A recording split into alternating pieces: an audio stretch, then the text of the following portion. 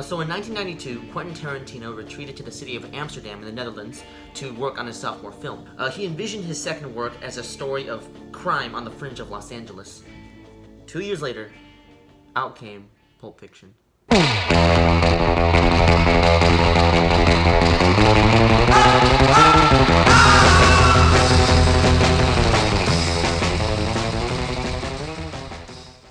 Pulp Fiction is directed by Quentin Tarantino and stars Samuel L. Jackson, John Travolta, Uma Thurman, Ving Rhames, Christopher Walken, Bruce Willis, Tim Roth, Amanda Plummer, and more. The film presents several interconnected crime narratives in a nonlinear fashion. For me, Pulp Fiction is definitely one of the greatest movies ever made. It is a film whose aestheticization of violence or whose sympathies towards crime have inspired other filmmakers to make very similar films that also diminish crime or violence. Pulp Fiction essentially crafted the latter half of the 90s and onward for Hollywood movies. Even Breaking Bad employs some Pulp Fictional tropes, if you will. There are frame-by-frame comparisons between Breaking Bad and Pulp Fiction that are all over YouTube. I mean, the film's influence is astonishing. I get it, people might not enjoy Pulp Fiction as much because its violence and profanity are a little excessive at times, but we can all agree that Pulp Fiction is one of the most important movies ever for Hollywood. To me, every element of this film is perfect. Samuel L. Jackson, John Travolta, and Uma Thurman each immortalize their characters of Jules, Vincent, and Mia, respectively. Don't get me wrong, though. Every other actor and actress in this movie does an excellent job.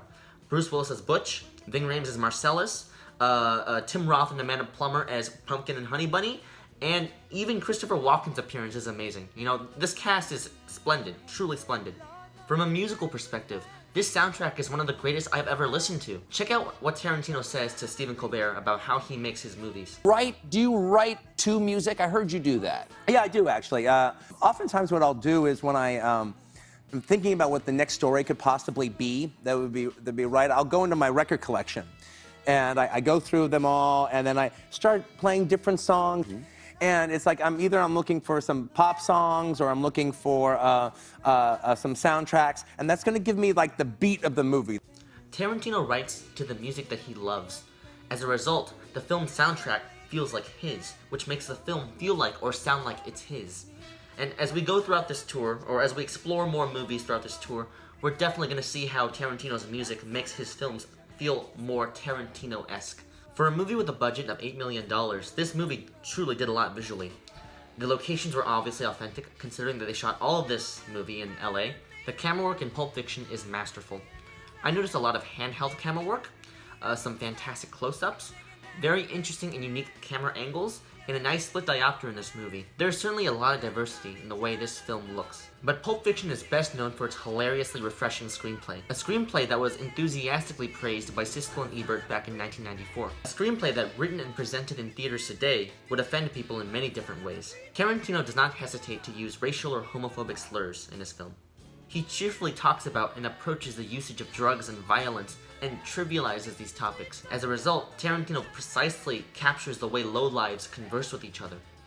But most notably, the conversations in this movie are so strange and quirky, which helps captivate us, the viewers. Let me show you how Tarantino chooses to introduce his two main characters, Jules and Vincent. You know what they call a quarter pounder with cheese in Paris? They don't call it a quarter pounder with cheese? Oh man, they got the metric system. They wouldn't know what the fuck a quarter pounder is. And what do they call it? They call it Royale with cheese. Royale with cheese. They compare and contrast American and European burger joints. The little differences, as Vincent states. Isn't it interesting how such a random topic of discussion could breathe so much more life into these characters? What's even more incredible is that the topic of burgers reappears later on in the introduction of the film. Check out how this conversation plays out between Jules and this character named Brett. You know what they call a quarter pounder with cheese in France? No. Tell him, Vincent. Royale with cheese. Royale with cheese. You know why they call it that? Because of the metric system? Check out the big brain on Brad. You're a smart motherfucker, that's right. The metric system. When these characters casually chat over the littlest things, we get a strong sense of humanity within these criminals. No other screenwriter would ever approach a dialogue or characterization as unconventionally, as nonchalantly as Quentin Tarantino. Quentin Tarantino is Dr. Dialogue. He is the master of monologues. He is the wizard of words. This movie made it clear that screenwriting is Tarantino's superpower. In my opinion, Pulp Fiction isn't just a great movie. Back in 1994, it served as a turning point for Hollywood cinema. It offered new methods or approaches to movie making, and it personally changed the way that I look at film. For me, Pulp Fiction is indisputably a 5-star movie.